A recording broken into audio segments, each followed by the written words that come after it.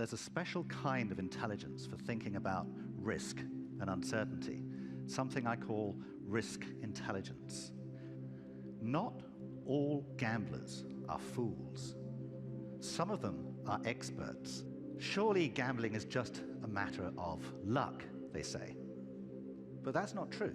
Poker, blackjack, and all kinds of sports betting offer the opportunity to exercise skill and expertise.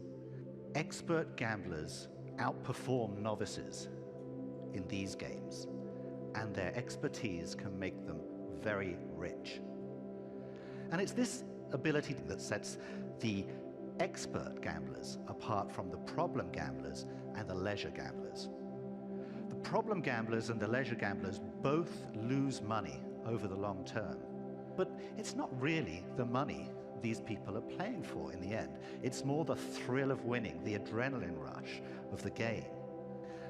With the expert gamblers, things are very different. For them, it really doesn't thrill them that much to win. Think of it. If every time you pulled the arm of a slot machine, it paid out, soon it wouldn't be fun. It would be work. And for these gamblers, these expert gamblers, it is more of a cold, rational pursuit of profit that motivates them. The fascinating paper I read some time ago by 2 American psychologists, they interviewed 30 avid racetrack patrons.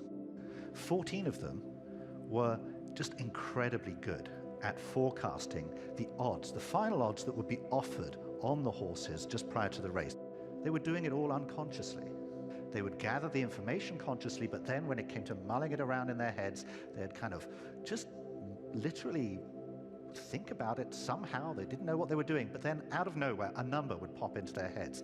And that number was always remarkably close to the horse's actual chance of winning the race. And it's that I call risk intelligence. It's that ability to gather information from a wide variety of sources, mull it over in your head, and come out with an estimate.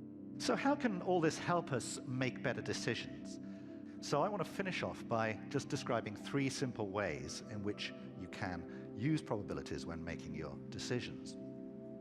The first way is simply to set a threshold.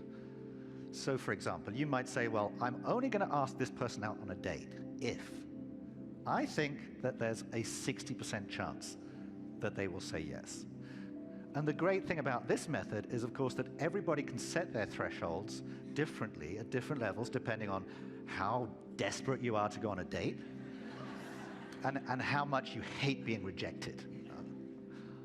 The second is bet sizing, and this means betting an amount that is proportional to your confidence. So, for example, you could decide to buy more or less shares in various companies depending on how strongly you believe that each company was going to do well. You can only use this method of decision-making if you've got good risk intelligence. The third and most complex way of using probabilities when you use the concept of expected value. And expected value doesn't refer to any actual win or loss.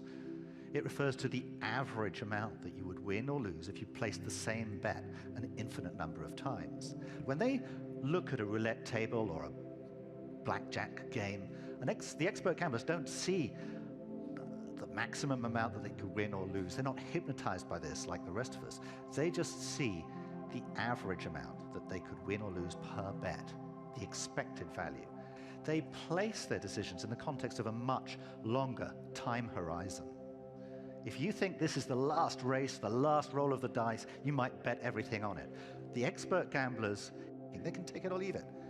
As one expert gambler told me, there's always another race. I don't have to bet my bank roll on this throw of the die or this horse race now. I can come back tomorrow.